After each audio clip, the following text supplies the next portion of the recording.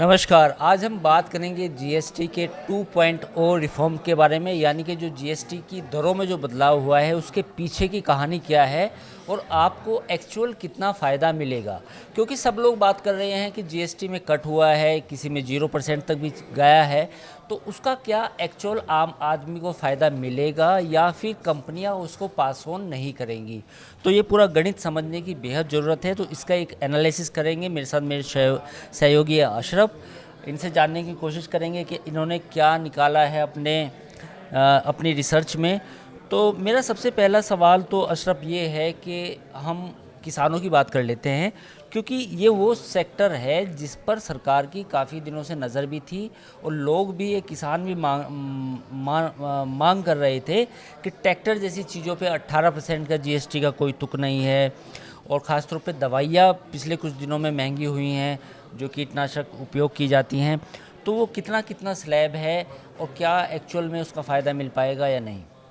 हाँ, बिल्कुल देखिए अंकुर जी, किसानों के लिए सरकार ने बड़ी राहत की बात की है। और जी। आप सबसे पहले मतलब शुरुआत आपसे इसी कर दूं कि सरकार का जो मंतव्य है वो शुरू से ये रहा है कि हम इनकी लागत कम करें और आमदनी को दोगुना करें। लेकिन पिछले जो समय हमने देखा कि मतलब सरकार ने प्रयास तो किए, लेकिन उतना फ़ायदा नहीं पहुंच पाया सीधा। लेकिन अब जब सरकार ने जीएसटी ख़त्म की है तो उसका कहीं ना कहीं अभी तक ट्रैक्टर पर जो टायर हों या पुर्जे हों उस पर 18% टैक्स लगता था, अब वो घटाकर सीधा 5% कर दिया।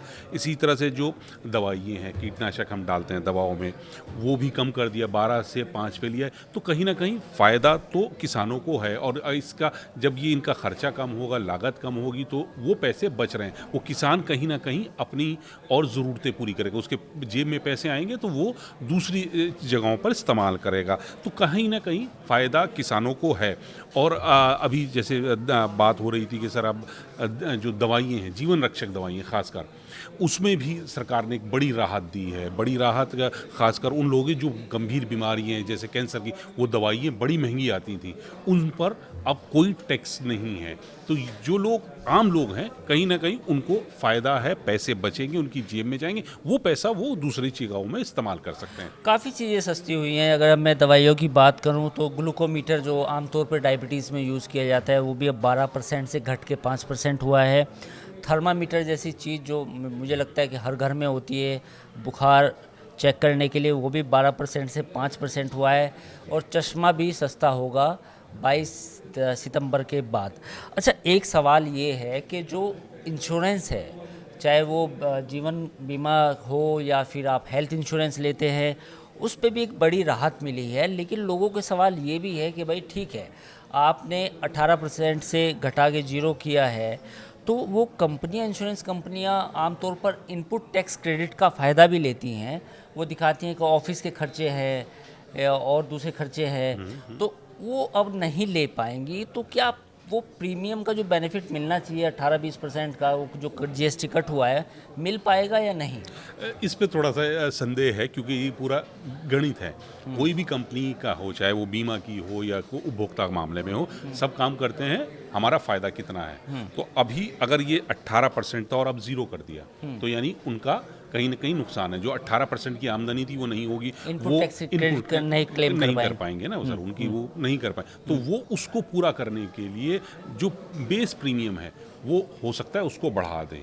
तो यानी जो हमारा उपभोक्ता यानी है कि उसको एक्चुअल जो 18% का हम फ़ायदा मान रहे हैं वो शायद ना न, हो, ना वो नहीं मिले, 5-7% का ही मिले, क्योंकि 10% अपनी कॉस्ट वो बेस प्रीमियम बढ़ा दें। वो बढ़ा देंगे सर। तो ये बड़ी चीज़ है। अच्छा, एक चीज़ और है कि काफ़ी चीज़ें जो रोज़मर्रा की हैं, जैसे अगर हम न पैकेट वाली नमकीन बात करें, और मक्खन, घी, चीज़, टूथपेस्ट, साबुन, toothbrush, shaving cream, hair oil, और बच्चों की स्टेशनरी, बच्चों की फीडिंग बोतलें, नैपकिन, डायपर, इन पे भी कम हुआ है। बिल्कुल तो सर। ये मुझे लगता है कि जो हमारी एफएमसीजी कंपनियां हैं, बड़ी बड़ी कंपनियां हैं, वो शायद देखें, मतलब करना तो चाहिए उनको, कम से कम कहीं ना कहीं महंगाई भी कंट्रोल होगी। हो सकता है महंगाई कम हो, लेकिन अगर इसे इस तरह कहा जाए कि जो एक मध्य वर्ग का किचन है, वो थोड़ा सस्ता हो जाएगा, क्योंकि जो अभी तक टैक्स आप रोटी पे भी देते थे, घी पे भी देते थे, पनीर पे भी देते थे, ब्रेड पे भी देते थे, अब वो 5% बचेगा। बिल्कुल, तो बिल्कुल। वो कहीं ना कहीं जो किचन की कॉस्ट है, जो बजट है कि हमारा, हाँ। वो कम होगा। और इसमें जब वो कम हो जाएगा तो कहीं ना कहीं फिर वही बात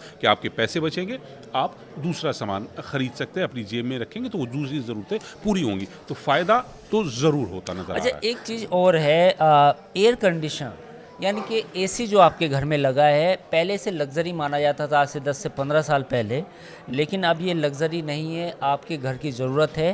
क्योंकि जिस तरह से हमारा क्लाइमेट चेंज हुआ है, तापमान बढ़ा है और गर्मी जिस तरह से एक उसका पैटर्न अब कोई निश्चित नहीं है, तो एसी को अब ये माना जाता है कि भाई अब ये ज़रूरत है वक्त की।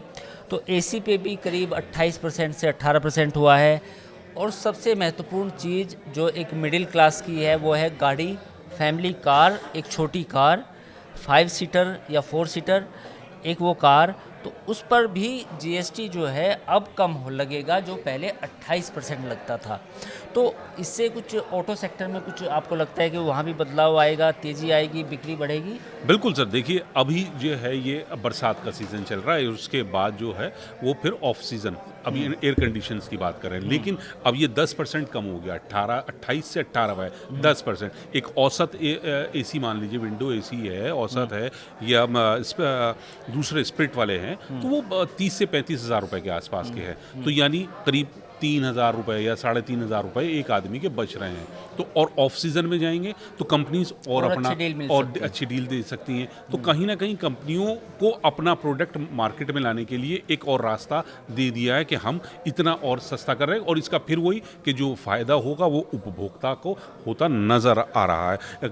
गाड़ियों की बात कर लीजिए तो इसी तरह से गाड़ियों में अभी तक जो स्थिति थी, और ऑटोमोबाइल इंडस्ट्री की जो अभी क्वार्टर्स, अभी फर्स्ट क्वार्टर गए हैं, जो अभी गए हैं, तो उसमें भी दिखाया गया साहब इनकी इतनी मांग नहीं है, प्रोडक्शन कम हुआ है, क्योंकि सभी को लग रहा था कि जीएसटी, क्योंकि 15 अगस्त को प्रधानमंत्री ने ऐलान कर दिया था कि दिवाली के पास हम तोहफा देंगे, लेकिन उससे पहले ही ये ऐलान हो गया कि 22 अच्छा, सितंबर। ये बड़ी चीज़ है कि जो दिवाली की बात हो रही थी तोहफे की, ये तो पहले ही आ गया सरकार की तरफ से। हाँ सर, ये दिवाली से पहले तोहफा दे दिया ये है, तो दिवाली से पहले ही दे दिया। तो ये वही है ना कि देखिए सर, आज ऐलान कर दिया तो 22 तारीख से तो आपको मिलेगा नहीं, तो ये आप तक जब पहुंचेगा, यानी आम उपभोक्ता तक, तो वो हो सकता है कि दिवाली के आसपास 30 है, तक हो तो जाएगा। आ जाएगा। और जब अगले महीने अक्टूबर में दिवाली है, तो तब तक लोगों को फ़ायदा अच्छा खासा गाड़ियों पर, ऑटोमोबाइल पर, एयर कंडीशन पे, जो आज की डेट में कहा जाता है आम आदमी की ज़रूरत है, तो वो ज़रूरत पूरी कर सकेंगे। और त्यौहार का टाइम है तो ज़्यादा ख़रीदारी कर पाएंगे। ठीक है, बिल्कुल, बहुत बहुत धन्यवाद अशरफ, आपने बताया। तो जैसे मेरे सहयोगी ने पूरा एक आपके सामने एक एनालिसिस दिया कि त्योहारों से पहले ये किया गया है ताकि नवरात्र और दिवाली से पहले आप एक ख़रीदारी कर सके, कंजम्पशन को बढ़ाया जा सके, जो डिमांड है पूरी इकोनॉमी में वो क्रिएट की जा सके। और साथ ही जो लोग गाड़ी ख़रीदना चाहते हैं, ख़ासतौर पर फैमिली कार या छोटी कार 1200 सीसी तक की कार जो है, उनकी मांग में भी तेज़ी आने का अनुमान है। क्योंकि एक मोटा मोटा अनुमान है कि 70 से 80 हज़ार रुपये या 60 से 80 हज़ार रुपये के बीच में कहीं सस्ती हो सकती है। वहीं जो टू व्हीलर्स हैं वो भी सस्ते होने का अनुमान है। तो देखना होगा कि ये फ़ायदा कंज्यूमर को कितना मिलता है और आने वाले समय में कंज्यूमर को कितना बेनिफिट होता है, आप भी खुद महसूस करेंगे। तो सरकार ने ये जो जीएसटी 2.0 बड़ा रिफॉर्म किया है, इसका जो असर है वो दिवाली के आसपास तो ज़रूर देखा जाएगा, क्योंकि उस समय डिमांड आपको बढ़ती हुई नज़र आएगी। फ़िलहाल इस वीडियो में इतना ही। बाकी खबरों के लिए आप हमारे डिजिटल प्लेटफॉर्म को लाइक और शेयर करना ना भूलें।